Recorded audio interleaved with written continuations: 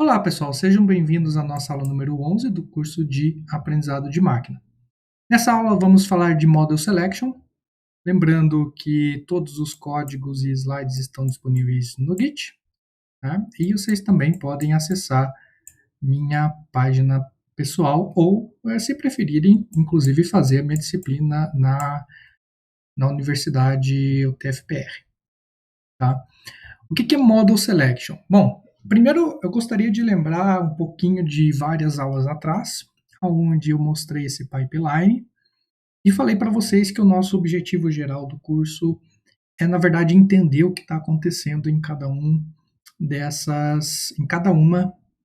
dessas etapas aqui. E com o passar do tempo a gente acabou vendo várias coisas interessantes, tá? Uma das coisas interessantes aqui é a normalização de características, isso a gente já falou bastante em aulas passadas, ok? Outra coisa interessante aqui é a seleção ou extração de características, PCA, LDA, né? Basicamente fazendo redução de dimensionalidade por alguma técnica, né? Tem uma diferença aí entre selecionar e reduzir dimensionalidade, né, através de um método de PCA, mas vamos falar sobre isso em aulas futuras. A amostragem a gente não entrou. Tá? Falamos um pouquinho de validação cruzada. Estamos usando no momento apenas validação holdout, que é a mais simples de todas. Vamos falar em aulas futuras sobre validações cruzadas mais poderosas. Vocês vão ver o exemplo nessa aula. Falamos um pouquinho de métricas de performance, estamos usando apenas acurácia no momento. E hoje nós vamos falar um pouquinho aqui sobre otimização de hiperparâmetros e seleção de modelo. Tá? E a gente também já viu esse pipeline aqui de uma forma um pouco quase que completa, né? A gente recebe os dados, a gente faz a divisão em treinamento e teste, basicamente aqui é escolher uma forma de validação cruzada. A gente faz o aprendizado, basicamente é o nosso método FIT, lá dos algoritmos de aprendizado. E a gente tem uma avaliação. E após essa avaliação, esse modelo vai para a produção. Eu não sei se vocês perceberam, mas quase que toda essa totalidade desse pipeline a gente, pelo menos, já deu uma pinceladinha por cima, né? É claro que tem muito detalhe dentro de cada uma dessas caixinhas, mas alguma coisinha dentro de cada caixinha a gente já viu ou vamos ver aí com a finalização dessa aula aqui em seleção de modelo e otimização de parâmetro. Tá? Deixa eu só arrumar aqui que bugou um pouquinho. Então, uma coisa bastante interessante é que a gente vem usando, né? Em algumas aulas a gente faz a nossa própria classe, em outras a gente vem usando a classe pronta da API do Scikit. E vocês viram que a API do Scikit ela é composta pelos métodos fit, pelos métodos predict, pelos métodos score. Algumas bibliotecas têm o método transform. Por exemplo, o PCA, o LDA, né, que serve para a gente transformar os nossos dados, fazer uma transformação linear neles. Obviamente, o nosso método construtor, o init, e, consequentemente, métodos privados aí, né? Mas essa é basicamente a API do Scikit.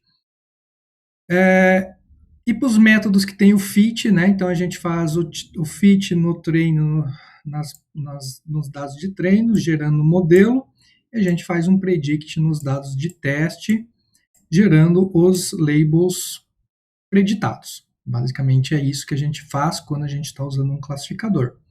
Quando a gente está usando um transformer, né, no caso o PCA e o LDA, que a gente já viu nas aulas passadas, tem outros tipos de transformer, nós vamos abordar ainda. Mas o transformer básico, basicamente tem um fit, que me gera um modelo, né?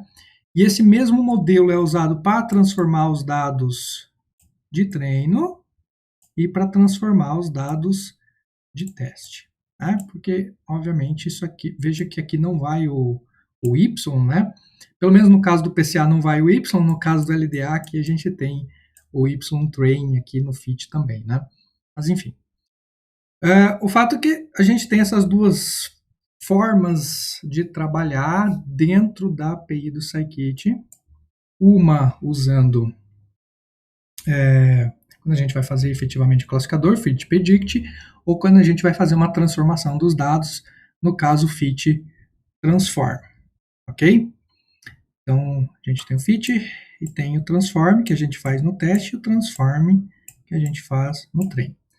A gente mostrou exemplos, aulas passadas aí, então se não ficou muito claro os exemplos, o que eu estou falando aqui, volta naqueles exemplos, vocês vão ver que tem fit transform e tem fit predict.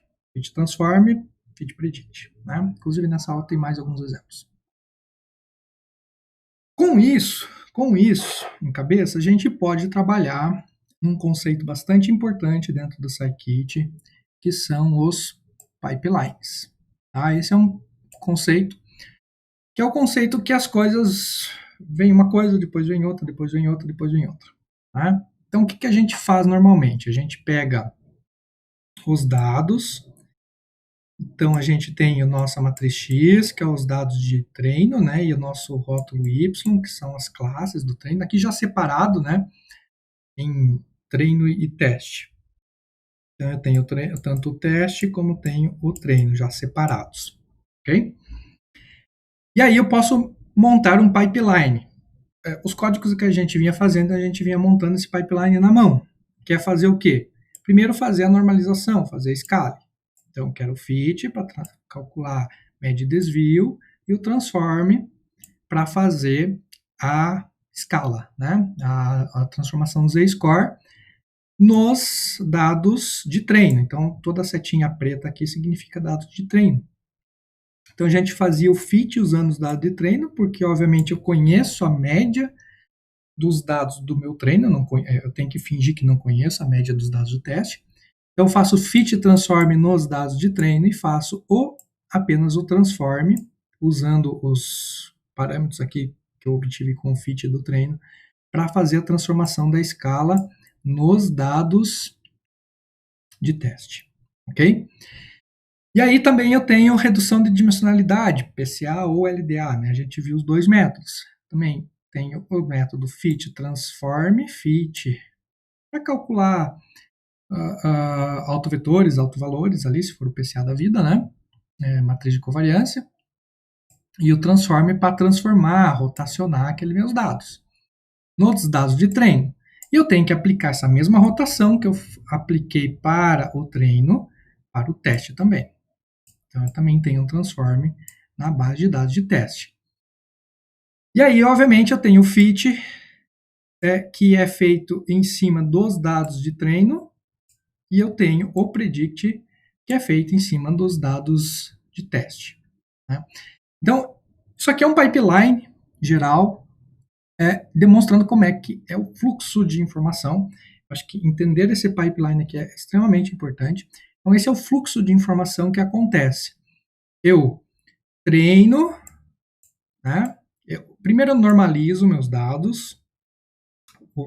Além de normalizar, posso fazer qualquer outro tipo de pré-processamento aqui, né? Que a gente está falando de normalização, mas essa caixinha poderia ser substituída por qualquer outro tipo de pré-processamento. Então, eu normalizo meus dados com base no conhecimento dos dados que eu tenho, que é na base de teste. Aí eu faço redução de dimensionalidade com base no conhecimento que eu tenho, que é na base de teste. E aí eu treino o algoritmo com base no conhecimento que eu tenho, que é a base de treino. Desculpa, todo treino aqui, né? Então, normalizo com base nos dados de treino, faço redução de dimensionalidade com base nos dados do treino e faço o fit, né? A criação do modelo do meu algoritmo aí de aprendizado com base nos dados do treino. E aí eu normalizo os meus dados de teste, transformo também meus dados de teste, né? Faço uma rotação ali por PCA e faço o predict no meu base de teste. Afinal, o fit foi em cima da base de dados de treino. Então, esse é o pipeline geral e a gente vai construir um pipeline. O fato é que a gente já vem construindo esse pipeline na mão, né? Se vocês voltarem a alguns exemplos, isso aqui já está construído na mão. O que eu vou fazer é, na verdade, construir ele usando uma biblioteca. Tá? o sklearn nos tem uma biblioteca aqui que é o Make Pipeline, que nos facilita a criação desse pipeline. Eu vou abrir o código, em vez de mostrar o código aqui, vou abrir o código direto no notebook. Então, esse pipeline aqui, a gente vai ter, primeiro, obviamente, a importação de várias coisas aqui que a gente vai precisar, tá? Vou usar aqui a base de dados lá do Iris, ok? Então, pego o meu X, pego o meu Y, nada de novo aqui. E aí eu separo, né, essa base de dados em treinamento e teste. Treinamento e teste usando teste split, XY, 20% para teste, misture, né, faça uma randomização nesse cara. Estou colocando uma semente, só que normalmente vocês não usam em um projeto real, vocês não usam esse random state. Só que eu costumo colocar, porque toda vez que eu rodar esse código, a semente aleatória vai ser sempre a mesma e o resultado vai ser sempre a mesma, determinístico, né? Então é interessante para termos didáticos, mas normalmente num trabalho real, numa operação real, lá na indústria, você não vai usar isso aqui. E o estratificado é aquela coisa que eu já expliquei para vocês, que é para garantir que o mesmo número, né, as proporções se respeitem dentro da divisão de treinamento e teste. E aí vou criar um pipeline, né? sklearn pipeline, importa o objeto pipeline. Então, pipeline, o que esse pipeline vai ter? Vai ter um objeto standard scalar. Então, veja, nessa linha aqui a gente já fez a primeira parte. Vou até apagar tudo isso aqui. Nessa linha de cima a gente fez o quê? A gente dividiu em treinamento e teste. Ok. Na linha de baixo, a gente está criando o pipeline. Então, a gente está criando esse pipeline aqui. Beleza? Que eu vou dizer que tem um normalizador, standard scalar, z-score, basicamente. Eu dou um apelido aqui para ele. Um redutor de dimensionalidade, que eu dou um apelido aqui para ele. E um classificador, que aqui eu coloco KNN. Eu dou um apelido aqui para ele. E esse classificador já começa com um padrão aqui, né? Um parâmetro, um hiperparâmetro, né? Esses caras são os hiperparâmetros padrão, que eu coloco o número 2, para ele não usar o default, que o default é 5. Tá? Então eu criei esse pipeline, de certa forma, é praticamente idêntico a esse, porque tem um normalizador, tem um redutor de dimensionalidade e tem um algoritmo de aprendizado que, obviamente, vai criar um modelo preditivo. Ok? Então, basicamente é esse pipeline. Pode ser maior, professor? Pode, eu posso ter 20 etapas aí dentro. 50, tantas quantas eu quiser. Ok? Isso aqui, como eu falei para vocês, é apenas um exemplo didático. E aí, eu posso fazer o pipe.fit. Aqui, ó, pipeline.fit. O que o ponto .fit vai fazer? Fit transform para fazer normalização, fit transform para fazer redução da dimensionalidade, fit para treinar o modelo preditivo. Quando eu faço o fit, eu acabo treinando esse pipeline inteiro aqui. Aqui estão todos os hiperparâmetros que ele usou, né? Pode ver que no PCA, até poderia colocar aqui um PCA igual a 2, alguma coisa assim, mas tanto faz, né? Eu posso colocar aqui o número de componentes que eu quero. Vamos até colocar aqui.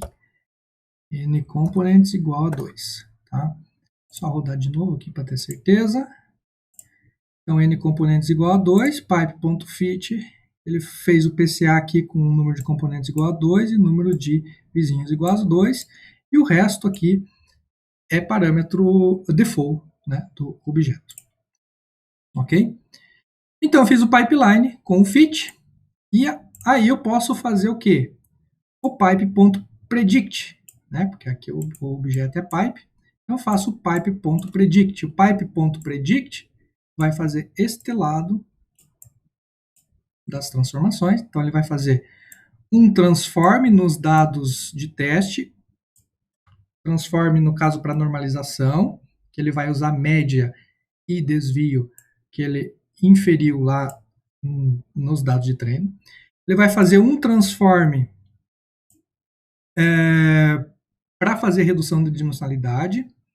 cujos autovetores e autovalores ele inferiu nos dados de treino, e ele vai fazer o predict, né, em cima do modelo que ele inferiu nos dados de treino. Então, o pipeline.fit faz o lado preto, o pipeline.predict faz o lado branco. Okay? Então, aqui, quando eu dou o fit, eu internamente, eu estou fazendo fit transform, fit transform para standard scalar, fit transform para PCA, fit para KNN. E aqui, quando eu faço o predict, eu estou fazendo transform para standard scalar, transform para PCA e predict para o KNN. Okay? E aí eu tenho 100% de acurácia. Então, esse pipeline é muito importante porque ele segue exatamente esse desenho aqui. Então, acho que esse desenho aqui é importante entender ele na sua totalidade, né? Agradecimentos aí ao professor Sebastian Rasca. Esse desenho aqui, ele é salvador de muita gente, ok? Bom, então tem o pipeline, basicamente isso aqui.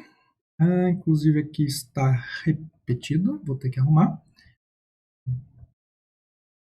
E aí eu tenho agora a segunda parte dessa aula, que é basicamente a seleção de modelo. Como é que a gente faz a seleção de modelo? O que é seleção de modelo, basicamente?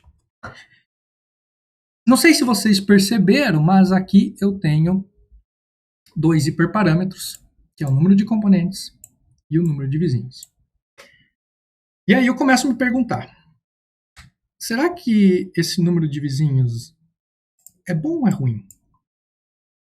Este hiperparâmetro, assim como a métrica de distância, que aqui é Minkowski, né, o número de vizinhos, enfim, o número de componentes principais do PCA. A gente não viu muitos métodos que têm muitos hiperparâmetros ainda, mas tem métodos que têm bastante hiperparâmetros, SVM é um exemplo. E aí eu começo a me perguntar, mas se eu mudar para 2 aqui, para 3, o que acontece? Rodo o pipe, rodo o fit, rodo o predict, vejo lá que também dá 100%. Se eu mudar para 1, e se eu colocar o número de componentes igual a 1 aqui e aqui 2? Tá tudo dando 100%, mas é pura sorte, tá? Porque essa base de dados ela é bem facinha. Vamos tentar conseguir um resultado ruim aqui. Tá bem ruim. Vamos tentar com 4 e 4. 4 e 1.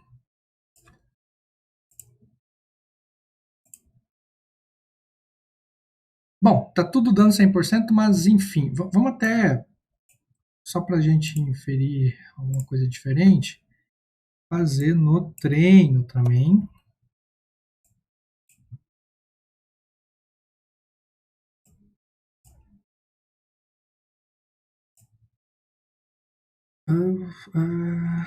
Treino.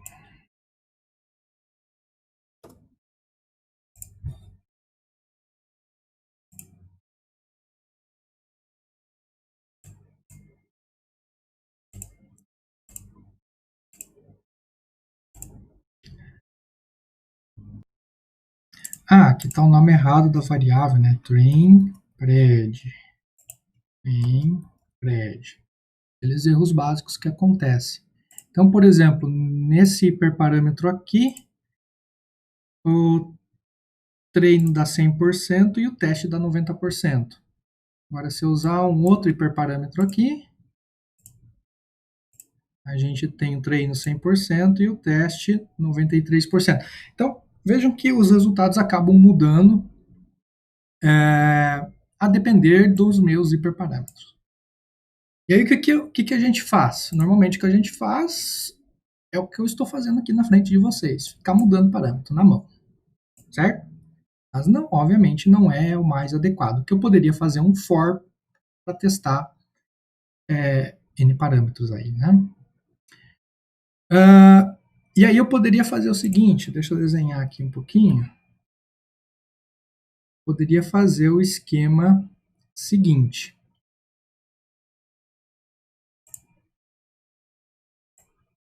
Aqui é o N de components. E aqui, que é o primeiro parâmetro aqui, N components. E aqui o N neighbors. N neighbors. E aqui o número de componentes eu posso variar aqui de 1, 2, 3 e 4. Não posso ter mais que 4 componentes nesse caso, porque, obviamente, o original aqui, né, que é o íris, só tem 4 características, então eu não consigo ter mais de 4 componentes, o máximo é 4. E o número de vizinhos pode variar de 1, 2, 3, 4, até, sei lá, 50 mais ou menos, ok? Número de vizinhos. Então eu posso fazer, vou colocar só até 4 para facilitar. 2, 3, 4. E aí eu posso testar um com 1, um com 2, um com 3, um com 4. Então, para número de vizinhos igual a 1, eu testo para todos os números de componentes possíveis. Posso testar 2 com 1, 2 com 2, 2 com 3, 2 com 4. Para 2 vizinhos no KNN, eu testo com 1, 2, 3 e 4 componentes PCA.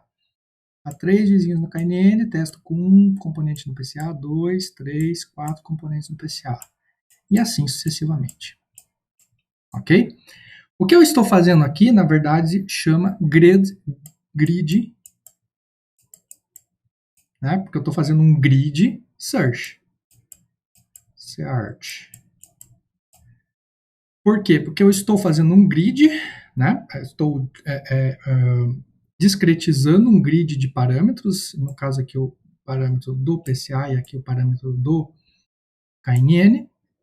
Estou fazendo uma busca nesse grid, ok? Uma busca. Estou fazendo todas as combinações possíveis entre número de vizinhos do KNN e número de componentes do PCA. Tá? Como é que eu resolvo isso? Fazendo um for, né? Um for variando aqui e um for variando aqui. Mas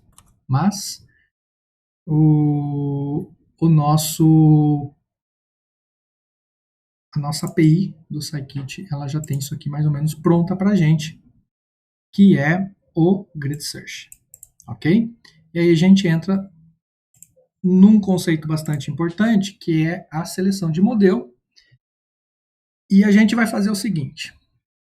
Então a gente vai ter o dado original e vai dividir em treinamento e teste. Isso a gente já fez, inclusive, aqui em cima, dividiu em treinamento e teste, está pronto. O teste a gente vai reservar num cantinho, ok? E o treinamento a gente vai fazer uma busca por hiperparâmetros. Olha só, mude hiperparâmetros e repita. Basicamente é o que eu desenhei aqui. Muda hiperparâmetro e repete. Muda hiperparâmetro, repete. Então, para cada alteração de hiperparâmetro, eu vou ficar repetindo. E aí eu vou, de todo esse monte de hiperparâmetros que eu posso ter, desse monte de combinações que eu posso ter, eu vou escolher o melhor e vou usar esse melhor como modelo preditivo. Ok? Aqui dentro do treino vai ter mais uma divisão em treinamento e agora eu vou chamar de validação. Então aqui que a gente já vai estar dividindo nossa base de dados originais em primeiro em treinamento e teste, reservo o teste. Internamente, enquanto eu estou fazendo essa busca por hiperparâmetros, eu vou fazer uma validação cruzada, e aí eu divido a base de treinamento de novo em teste e validação. Tá? Então, esse set de validação, ele serve para quê? Para fazer otimização de hiperparâmetro. Ok?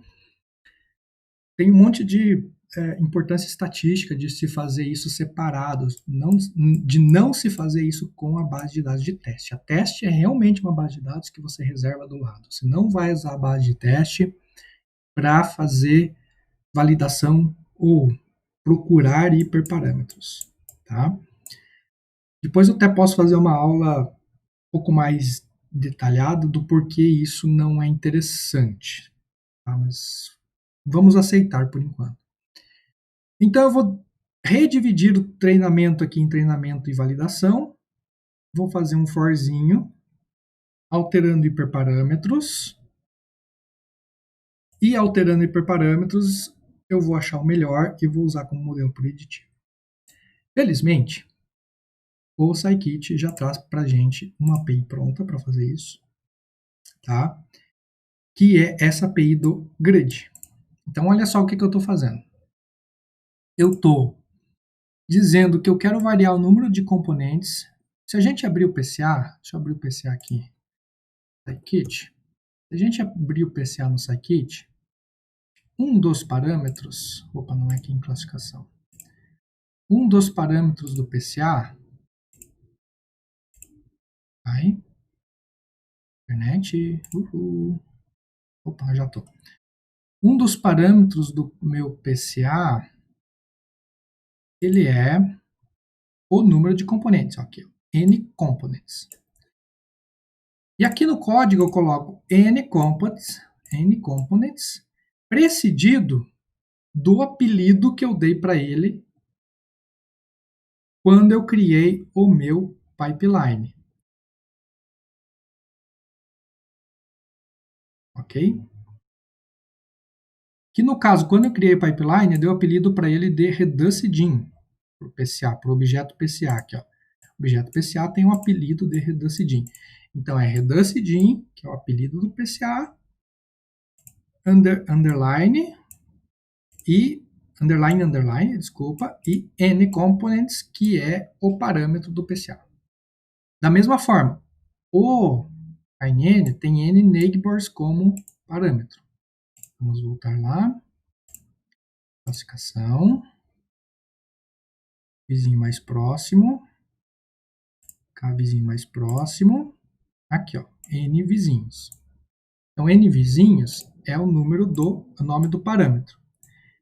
E classify é o apelido que eu dei para ele dentro do pipeline. Então, apelido, underline, parâmetro. Porque, ó, classify é o apelido do KNN. Ok? Então, quer dizer que para N componentes do PCA, eu vou usar 1, 2, 3 e 4 para o número de componentes. Aqui eu não posso usar mais porque a IRI só tem 4 características. Então, de 4 eu não crio 5. Não com o PCA, pelo menos. E para o parâmetro N-neighbors do KNN, que eu dou o apelido aqui de classify, eu uso 2, 3, 4, 5 vizinhos mais próximos. Ah, professor, por que você não usou 1? Porque eu não quis. Tá? Simplesmente. E aí, eu chamo o objeto gridSearch, que eu importo aqui em cima. Aqui, ó, Model Selection, gridSearch. E passo o pipe, que é o pipeline lá de cima, esse objeto pipe que eu criei aqui, que é a sequência, fazer normalização, fazer PCA, fazer classificação. E, opa, me perdi aqui. Passo o cross-validation igual a 2. Esse cross-validation vai funcionar mais ou menos como como um split, mais ou menos como a gente fez aqui, como um train test split. Tá? Ele vai fazer essa divisão de treinamento e validação. Aqui, ok? É um pouco diferente, e isso a gente vai falar em outras aulas. Ok? Por enquanto, aceitem que esse CV igual a 2 aqui é mais ou menos como se fosse um holdout repetido 2 vezes. Ok? É quase isso, não é exatamente isso.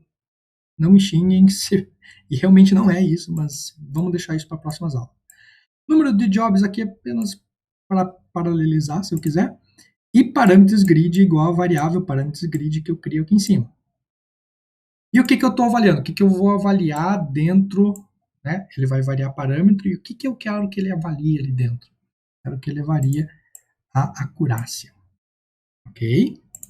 E aí eu vou fazer, olha só, grid.fit, passando xtrain, ytrain. Mais ou menos como está nessa imagem aqui. Eu faço fit aqui, ó, grid.fit. Esse grid.fit vai treina modelo, avalia, muda hiperparâmetro. Treina modelo, avalia. Então, treina modelo, avalia, muda hiperparâmetro. Treina modelo, avalia, muda hiperparâmetro. Treina modelo, avalia, muda hiperparâmetro. E é basicamente o que está acontecendo aqui também. Vou aumentar um pouco aqui. E é treina, avalia, treina, avalia, treina, avalia. Ok? Repetindo N vezes para poder justamente repetir todos aqueles hiperparâmetros. Então, se eu tenho aqui 4 hiperparâmetros para número de componentes, combinado com 4 vizinhos, eu vou ter 16, né? Porque é 4 vezes 4. Então, 1 com 2, 1 com 3, 1 com 4, 1 com 5, 2 com 2, 2 com 3, 2 com 4, 2 com 5, dá 16. Então, eu vou basicamente testar 16 classificadores. Ok? Então, esse fit basicamente vai fazer isso. Vai fazer esse for, vai testar 16 classificadores e vai te retornar aqui um pipeline com possivelmente a melhor combinação. Você pode ver os resultados de cada um desses classificadores plotando grid.cvresults. E aí você vai poder ver o tempo médio de fit, desvio do tempo de fit, enfim, os parâmetros que foram usados no N-Neighbors, parâmetros do N-Components. E aqui já os resultados, se vocês forem ver, ó, split 1 test score, eu vou ter 1, 2, 3, 4, 5, 6, 7, 8, 9, 10, 11, 12, 13, 14, 15, 16 resultados. Ok? Que é os 16 testes. Obviamente é muito mais fácil, em vez de essa confusão de plot aqui, eu plotar CV Results apenas o Min Test Score, onde eu tenho 16 valores, ou seja, para as 16 combinações de parâmetros possíveis, os valores foram esses aqui. Ok? Esses valores, eles são preditos de onde? Eles são preditos em cima do set de validação.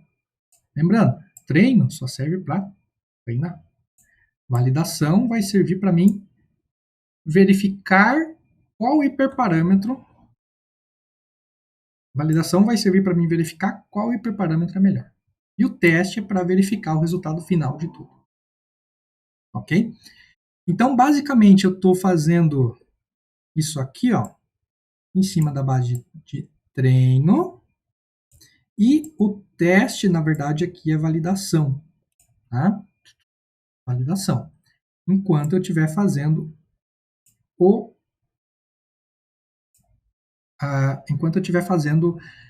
aí a otimização dos hiperparâmetros. Ok? Feita a otimização dos hiperparâmetros, eu consigo descobrir qual é o melhor score, que é 95, inclusive tem 2 empates de 95 aqui em cima, e consigo descobrir quais são os melhores parâmetros. No caso é n igual a 3 do KNN e o número de componentes igual a 3 por PCA. Usando esses melhores parâmetros, eu consigo... Deixa eu rodar esses caras aqui, né? Não estou rodando. Usando esses parâmetros, eu consigo criar um novo classificador pegando grid.bestestimator. Então, de todos os estimadores que eu tenho aqui nesse objeto grid, o objeto grid é aquele objeto que faz o for. Então, de todos os estimadores que eu tenho dentro do objeto grid, eu pego o melhor e jogo para o objeto CLF. Eu poderia usar o grid também, tá, gente? Grid, e aí eu uso o objeto CLF para fazer o predict. CLF.predict no treino, isso aqui na verdade não é nem correto fazer, vou até apagar. E no teste, o que eu estou fazendo aqui no teste? Fazendo essa última etapa aqui. Ó. Ok? Fazendo essa última etapa aqui, que é a última avaliação com a base de dados de teste separada. Então, bem interessante essa. Eu poderia fazer aqui, ó, grid.predict também, que vai dar o mesmo resultado, tá? Porque CLF, porque dentro do grid ele usa como estimador o melhor que ele conseguiu. Não precisa fazer essa cópia aqui. Mas eu acho mais interessante fazer a cópia porque fica mais claro a lógica do código. Ok? Mas é só por isso. Poderia fazer direto com o grid aqui sem problema nenhum. tá? Então, basicamente, foi isso que foi feito aqui, né? Então, todo esse processo se resume naquele arquivinho lá. Eu tenho um dataset original que eu divido em treinamento e teste. Então, recapitulando, dataset original dividido em treinamento e teste. Crio um pipeline, que vai ser as etapas que eu tenho que fazer, no caso aqui, normalização, redução de dimensionalidade e classificação. Usando esse pipeline, aqui embaixo, eu faço um grid search para mim encontrar os melhores hiperparâmetros, tanto do PCA como do KNN. Para fazer essa otimização de hiperparâmetros, eu divido a minha base de dados em duas partes, em treinamento e validação. Isso vai ser feito internamente aqui pelo Grid Search. Tá? E vamos comentar em aulas futuras. Faço um fit. Esse fit vai ficar fazendo for, avaliando os N hiperparâmetros. Dos N hiperparâmetros, os N resultados aqui, as 16 combinações possíveis, eu pego o melhor e uso esse melhor para fazer a estimação da performance final usando o teste set. Ok? Então, original, divido de novo para achar parâmetro, faço for, quando eu faço for, acho o melhor, quando eu acho o melhor, testo com a base de teste. Basicamente é isso. Ok? Aqui nos slides, então, tem essa mesma brincadeira, um pouquinho diferente, inclusive. Ok? Mas a brincadeira é essa, tá, gente? Então, de forma bem resumida, o que a gente fez, que a gente está olhando, é para isso aqui, né? A gente está olhando para esse modelo, onde a gente faz normalização, onde a gente faz redução de dimensionalidade, onde a gente faz seleção de modelo, a gente faz cross-validation. Cross-validation é aquele cara... Opa. É aquele CV lá, né? Que ele divide em teste e validação, onde a gente avalia uma métrica de performance, que é a acurácia, onde a gente faz otimização de hiperparâmetro, a gente faz pré-processamento, que é dividido em treinamento e teste, a gente faz a etapa de aprendizado, que é o fit, a gente tem o modelo, a gente avalia o modelo, se o modelo não for bom, a gente fica repetindo isso aqui, e quando finalmente a gente acha um modelo final, a gente testa com novos dados, que é a nossa base de teste. Ok? Então, a gente tem aí, basicamente, o nosso pipeline aprendido. O restante das aulas, né, do restante do curso, são detalhes, né, coisas que a gente pode ficar alterando dentro desse pipeline. Tá? Mas, o geral, o mais importante, a gente já aprendeu. Ok? Então, muito obrigado e até mais.